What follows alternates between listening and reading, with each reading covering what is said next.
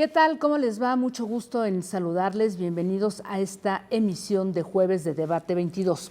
Hace algunas semanas, con precisión el pasado 28 de marzo, el presidente López Obrador presentó ante la Cámara de Diputados una iniciativa con proyecto de decreto para reformar la ley minera, la ley de aguas nacionales, la ley del equilibrio ecológico y la protección al ambiente, entre otras. Un anuncio sorpresivo, aunque desde luego de celebrarse, porque a rasgos generales esta iniciativa pone un freno a las concesiones sin límite de la industria minera y los perjuicios que han causado al medio ambiente. Propuestas, hay que subrayarlo, que también han sido exigencia durante décadas por parte de comunidades, ejidatarios, pueblos originarios, académicos y organizaciones civiles. En fin, que lo más sorpresivo es que esta propuesta de reforma pues, se detuvo el lunes pasado al llegar a la Comisión de Energía, donde algunos diputados dijeron pues, que no había prisa en aprobarla y que primero habría que consensuarla vía un parlamento abierto donde participen, desde luego, la industria minera, empresarios, académicos, sociedad civil. En fin, mucho camino aún por recorrer y por eso hoy hemos invitado a dos mujeres especialistas en el tema, quienes pues han realizado una amplísima investigación sobre los excesos y el impacto social y medioambiental de la industria minera en México. Así es que, bienvenidas, déjenme primero agradecerles que estén aquí con nosotros. Empiezo contigo, Aide Tassinari. Bueno, tú eres investigadora de la UACM y tienes un amplísimo recorrido haciendo investigaciones aquí en México y en América Latina, decía yo, sobre el tema del impacto medioambiental de la industria minera. Aleida Azamar Alonso, bienvenida, tú eres investigadora de la UAM y bueno, ambas forman parte de diversos grupos que están todo el tiempo ahí analizando el tema de la industria minera. Su CV es amplísimo, pero ¿qué les parece mejor si entramos en materia? Y les pongo la pregunta directamente antes de desmenuzar, ¿cómo recibieron esta noticia? A ver. Gracias, muchas gracias. Bueno, primero, buenas tardes a todos. Gracias por la invitación, Jacaranda. Un gusto poder estar aquí con todo tu equipo, igual con Aiden, o compartir la mesa. Me parece que es un tema muy relevante. Como bien lo comentabas, quizás sorpresivo hasta cierto punto. Creo que en este gobierno no se había visto que realmente se prestara tanta atención a lo que era el tema de la ley minera. Llevamos ya muchos años, ¿no?, desde la sociedad civil, desde la academia, desde las organizaciones y por supuesto los movimientos socioambientales, intentando que se modifique la ley minera en muchos temas. Entonces, por un lado quizás sorpresivo, pero por otro, recordando un poquito que el año pasado, antepasado, justo se llevó a la Cámara de Diputados la ley para que no hubiera minería en áreas naturales protegidas. Y la Cámara de Diputados votó a favor de que se prohibiera justo este tipo de minería. Pero cuando pasa a la de senadores se queda congelada. Entonces, por ese lado quizá no es tan sorpresivo que ahora se proponga. Lo interesante y quizá lo sorpresivo es que son bastantes puntos, son 14 puntos que se modifican, que se piden modificar y que eso lleva a que se modifiquen mucho más casi todos los artículos de la ley minera. Entonces, hay muchas cosas ahí interesantes. Creo que es una excelente propuesta, es una deuda que tiene el Estado con la población, con todos, no solamente con los que viven en esas zonas, también con nosotros, con los trabajadores. Entonces, me parece una excelente iniciativa, una muy buena noticia. De acuerdo. Aide, no parece fácil. ¿Cómo ves tú, digamos, estos 14 puntos que maneja Aleida? Para ti, ¿qué es lo más relevante de esta iniciativa? Aunque desde luego se va a discutir y pueden quitarse algunos puntos. Eso es lo interesante de todo esto, dado el poder que significa la industria minera. Definitivamente es poder ponerle un coto a las grandes consorcios mineros, a las megamineras. Estos 14 puntos, bueno, se deben desglosar en distintos aspectos. Lo principal es esta idea con lo que inició en 1992 esta tendencia a dejarle el país y el territorio a las mineras, que fue considerar a la industria minera como una industria que hacía actividades de utilidad pública. Exactamente. Este elemento, durante 30 años, pues ha sido la puerta giratoria por la que atravesaron consorcios mexicanos, de los grandes millonarios de este país, que crearon consorcios mineros y que son los que tienen hasta este momento mayor cantidad de de concesiones mineras otorgadas entre todas sus filiales y desde luego las mineras canadienses. Entonces, este primer elemento. Por otro lado, plantear que el agua ya no va a ser de uso indiscriminado, sino que solo podrán usar el 30% de la disposición de agua que hay en una determinada zona y no podrán utilizar más cuando llevan 30 años utilizando millones de metros cúbicos y además dejándolos totalmente contaminados, dejándolos libres, ¿no? Contaminando los acuíferos.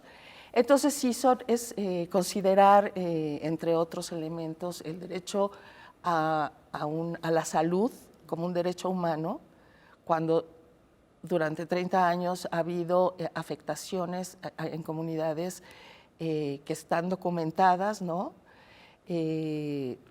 Incluso cuando no hay desastres como el del río Bacanuchi en 2014. Entonces, estos elementos, menciono 3 o 4 para que Aleida mencione los siguientes, son importantísimos y se abre la posibilidad de frenar una tendencia a arrasar Sí, con la vida y con la tierra. Y con la tierra. Así es. Y también un elemento importante es a acumular, como han acumulado, cientos de miles de hectáreas por consorcio, o miles o cientos de miles. Sí, por Después, ahí daba más un adelante, dato, les justamente daría, el les daría los presidente, que eso datos. también es importante, los datos, o sea, cómo se despliega la industria minera. Dentro de esos 14 puntos, también por ahí una de las discusiones tiene que ver con que ahora solamente va a haber posibilidad de extraer un solo mineral y bueno, pues todo esto ha generado una polémica y una narrativa entre la industria minera tremenda de que van a escapar los capitales y en fin. ¿Cuáles son esos otros puntos que tú consideras importantes a destacar? Gracias, Jacaranda. Bueno, hay varios. Uno de ellos que me parece que es muy importante, que se reduce el año de las concesiones. Antes las concesiones eran por 50 años, con una prórroga de otros 50 más, en automático prácticamente, Sí, o sea, casi 100 años. perpetuas, ¿no? 100 años, exacto, o sea, no te dura la vida 100 años, ¿no? Y ahora justo se reduce, son 15 años, con probablemente una prórroga, siempre y cuando hayas cumplido como empresa con todas tus funciones, fiscales, ambientales, sociales. Otro de los puntos relevantes, el que tú comentabas, que es por mineral, necesitas concesión para extraer oro, para extraer plata, para extraer litio, para extraer cobre, cualquier mineral que te encuentres. Esto no es raro, esto se lleva a cabo en muchos otros países del mundo. O sea, parece que lo ven muy raro los empresarios aquí en México, pero en cualquier otro país es así. Otra de las cosas importantes que ya comentaba justo Aide, ¿no? Ahora justo también necesitas concesión por agua, si es que se reforma la ley. Como está hasta ahorita la reforma la del 92, es que en automático cuando te dan una concesión es para cualquier mineral y para todo el agua que encuentres ahí. Y además puedes hacer un trato con alguna dependencia, puedes hacer un trato con otro estado, pasa en Zacatecas en la mina de Peñasquito, que hizo un trato con el estado de al lado para poder seguir extrayendo más agua. Entonces se está cuidando mucho de lo del agua, son 5 años, 5 años que además te dan para ver si tienes un impacto social, ambiental, si tienes un problema de estrés hídrico. No se van a dar concesiones en lugares donde hay alto estrés hídrico. Y además estos 15 años también es una muy buena medida porque las empresas se dedicaban muchas veces nada más a explorar y especular en la bolsa de valores, y ni siquiera producir. Ahora pues ya no tienes tanto tiempo, ¿no? ¿A especular? Especular en Sí, la bolsa de claro. valores, claro. Con que tú dijeras que tenías millones de toneladas de oro, no hacía falta que lo sacaras. Entraba una empresa junior, ¿no? Hacía esa exploración y después pasaba la concesión a una empresa senior. También otro punto importante es que ya no van a poder ser transferibles, como si fueran tarjetas coleccionables, ¿no? Justo las concesiones. Ahora no. Y otro de los puntos relevantes, hay un montón, pero bueno, puntos relevantes es, la empresa está obligada a hacer evaluación social, ambiental, está obligada a preguntarle a las comunidades si puede o no poner el proyecto minero, está obligada a entregar justo cuestiones fiscales, ¿no? Que podemos dar los datos en un ratito si hace falta, que antes no lo hacían, que antes tenían un montón de deducciones de impuestos. Y además se evaden impuestos hasta donde se ha dicho, ¿no? Y evaden impuestos. Entonces, son varios puntos, mencioné como 5 o 6, ¿no? Que son estos relevantes y que sí modifican, pero que aquí lo que me parece muy importante es que las empresas, tú lo comentabas, Jacaranda, las empresas se están quejando, pero en realidad todo ha estado de su lado. Ellos han tenido todos los beneficios. Que sirvieron con la cuchara grande. Y además, digo, es una ley que ya cuyo modelo de desarrollo no engancha, ¿no? Nos hemos dado cuenta que en realidad no ha tenido un impacto beneficioso, rompe el tejido social, o sea, se aprovecha, digamos, de zonas importantes, comunidades, ejidos, en fin, ¿no? Sí, nada más igual termino esa idea, gracias por decirlo. Justo el beneficio no ha sido para la población, no ha sido para las comunidades, pero tampoco para el Estado, porque lo que estábamos tocando de impuestos, ni tampoco en empleos, que eso podemos hablar de los mitos y realidades después, pero que las empresas se han llevado todo, han acaparado territorio, han monopolizado, han acaparado también ciertos trabajos, ¿no? Y han desplazado a las poblaciones, como bien los decías, y marginado. Entonces, solamente se está intentando poner un poquito en equilibrio, y un poquito siguen ganando las empresas. Sí. Entonces, bueno, por ahí me quedaría. Muy bien, vamos a ir al tema este de los mitos y las verdades sobre el tema de los empleos que genera, porque yo creo que ese es uno de los puntos que habría que destacar. Antes de ir una pausa, brevemente, ¿por qué no introducimos este tema, Aide, si te parece? Porque me parece que justamente es uno de los grandes mitos que envuelven a la industria minera, diciendo que dan, ¿no?, trabajo y al contrario. Los datos son clarísimos y se pueden ver en el INEGI. La industria minera nacional da aproximadamente 350,000 trabajos en todo este país. 350,000. Podría parecer una cantidad importante, pero estamos hablando de una población económicamente activa de millones, más de 30 millones de personas que trabajan en este país, que trabajamos. Entonces, 350,000 trabajos son menos de es 1.0 algo por ciento de la población económicamente activa. Entonces, en proporción, es muy pequeño el impacto a lo largo de estos 30 años. No quiere decir que había 4,000 trabajos y ahora hay 4 millones no, la minería en México a lo largo de la historia ocupó una fuerza de trabajo relativamente importante, pero no masiva. Entonces, este es un primer elemento. Las mineras son extremadamente mentirosas y siempre dicen, bueno, es que vamos a tener 200 empleos directos o 300 y 4,000 indirectos. ¿Qué significa esto indirectos? Que ellos contabilizan, hacen cuentas alegres de que si los proveedores, una empresa de proveedores o una empresa de transportes,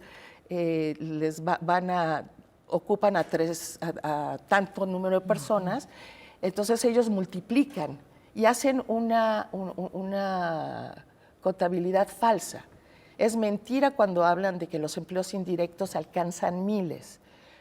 Cada proyecto, cuando se abre una mina que implica una destrucción ecológica brutal, en donde se quedan los paisajes como paisajes de la Luna o de Marte, sí, eso es lo que queda, emplea cuando mucho a 300 personas, dependiendo de la minera, ¿no? De acuerdo, o sea, sí, es una devastación brutal la que provoca y no hay un empleo.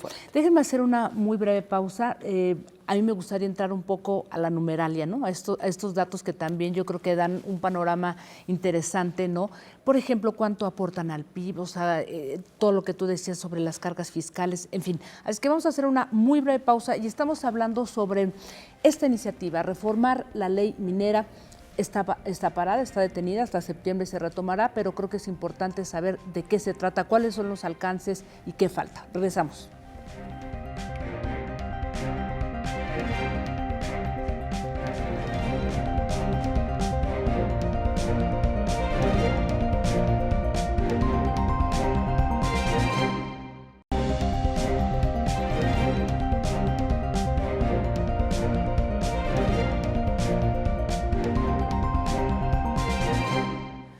Bien, pues seguimos aquí en Debate 22. Estamos hablando sobre esta iniciativa de reforma a la ley minera.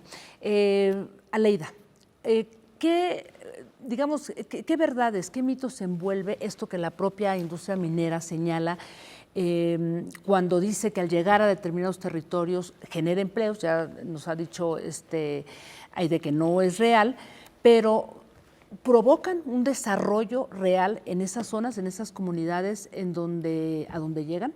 Gracias, Jacaranda, por la pregunta. Bueno, quizá primero matizar un poquito el dato del empleo. Lo que nos dice Aide es correcto. Sí. Es el dato que nos da la Camimex, la Cámara Minera Mexicana, pero aquí ya está contemplando lo que es minerometalurgia. ¿A qué me refiero?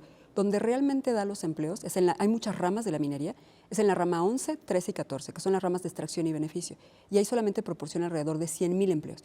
Y algo que decía Aide que es súper correcto es que con el paso de los años, desde inicios de más bien de este siglo, no han incrementado ese número de empleos. Eso es importante porque significa el 0.16% de la población económicamente activa. O sea, no llega ni siquiera a la mitad del 1%, ¿no? Entonces, nos estamos dando cuenta que no se generan empleos. Al contrario, cada vez es una industria cada vez más tecnificada y además muchos de los trabajadores que requieren vienen de otras zonas, no de la zona donde está justo el territorio minero. Entonces, vienen, por ejemplo, para los que diríamos como trabajos de obreros, vienen de las zonas de capital. Estoy pensando en Zacatecas, ¿no? Estoy pensando en Mazapil, donde está la mina de Peñasquito, y justo los contratan de Zacatecas capital. Pero también para los puestos más elevados, ¿no? Estamos hablando de personal que viene de otros lugares, del extranjero, Canadá, Estados Unidos, porque son especializados. Entonces, eso ya es un problema y lleva a lo que tú decías, a un rompimiento del tejido social. ¿Por qué? No se conservan las costumbres, la gastronomía, la cultura, y esto también como datos muy relevantes, ¿no? En las 16 municipios en donde hay mucha minería, ya sea de oro o de plata, ¿no? Lo que ha sucedido es que todo el tiempo un proyecto minero ahora dura de 15 a 30 años como máximo. Y en estos lugares no se ha dado desarrollo social. La gente se mantiene en pobreza o pobreza extrema. Eso es terrible, ¿no? Significa además que es mayor esta pobreza que en otros territorios donde no hay minería. Y las empresas llegan prometiendo lo que tú decías, esta bonanza económica, tanto para el Estado como para la población. Y te das cuenta que al decir que es pobreza y pobreza extrema, son personas que no tienen acceso a servicios básicos, a infraestructura, a educación y que no les alcanza lo que ganan para comer. No solamente los que trabajan en la empresa minera, sino también la gente que vive alrededor. O sea que lo único que están dejando las empresas es les construyen una pequeña escuela, les ayudan con la construcción de la entrada de una iglesia, ¿no? Migajitas. Pero, claro, migajas. Y al final, cuando se vaya la empresa minera, ¿quién va a mantener ese lugar? Ese es un punto que me parece muy relevante, o sea, es un mito, ¿no? Esta bonanza económica. Otro mito es el que decíamos, el del empleo. Otro mito es el crecimiento económico, porque al Producto Interno Bruto la minería aporta menos del 1%, el 0.9% al Producto Interno Bruto, o sea, no genera ganancia, y terminó con los impuestos, que me parece un punto muy relevante. En los impuestos, todos estos años la minería no ha pasado del 0.52% en impuestos, y vale la pena decir que el impuesto sobre la renta y el impuesto, el IEPS también, han sido negativos en algunos años. ¿Qué significa esto? Que quien termina pagándolo es el Estado. O sea, las empresas mineras se llevan grandes beneficios económicos, producen, su valor de la producción es altísimo, cotizan en la bolsa de valores, tienen billones de dólares de ganar. Es un sector, y lo dejo porque sé que Aide va a hablar de esto, ¿no? Es un sector corporativo que además ha cabildeado para que no se lleve a cabo esta reforma, ¿no? Y se ha dedicado todos estos años a cabildear para tener todas las ganancias de territorio, de uso de agua y de las poblaciones. Y cierro con una cosa que me parece muy relevante. Además, por las buenas, te construyo la escuela. Por las buenas, te pongo una planta potabilizadora. Cuando me vaya, la quitaré o no le daré mantenimiento. Pero si tú no dejas que entre como proyecto minero esta empresa, por las malas viene la violencia. Y ya tenemos también a la policía minera en nuestro país. Y los militares también entrando, ¿no? Ese es un gran tema y creo que eso nos da para hablar porque tenemos el caso del ejido El Bajío, ¿no? Que justamente esta minera Bayeres, ¿no? Sí. Pues no solamente no ha resarcido el daño que hizo, a pesar de que estos comuneros ganaron una cantidad de amparos, un fallo, ¿no? Y los han amenazado, los han levantado, los han secuestrado. O sea, es un poder criminal, si se vale la palabra. Pero, a ver, regresando a este punto, ¿no? Estos clústeres, porque al final fueron los que pararon ahora al llegar, y lo sabíamos, ¿no? A la Comisión de Energía.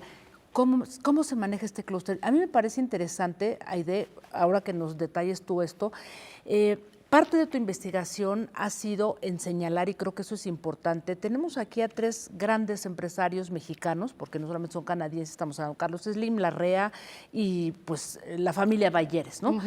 Ellos forman parte de todo este clúster, pero ¿cómo cabildean? ¿Cómo se mueven? ¿Cuáles son esos intereses que hoy están en juego? A ver, los 3 grandes consorcios mineros de mexicanos son Minera Frisco, de Carlos Slim, que posee aproximadamente entre 500 y 700 mil hectáreas en este país. Nada más Minera Frisco. ¿Por qué digo entre 500 o 700,000? Pues depende de la información de la Secretaría de Economía, si son los datos de 2015 o si son los datos de 2020. Se ha movido la cantidad. La otra es Industrias Peñoles, de la familia Bayeres, de los patriarcas Bayeres. Ellos tienen 1.700.000 hectáreas concesionadas en México. Es el consorcio que tiene más concesiones, más territorio. Y Grupo México, que es muy poderoso y que tiene el control de la extracción del cobre, tiene 600,000 hectáreas en concesión en todo el país.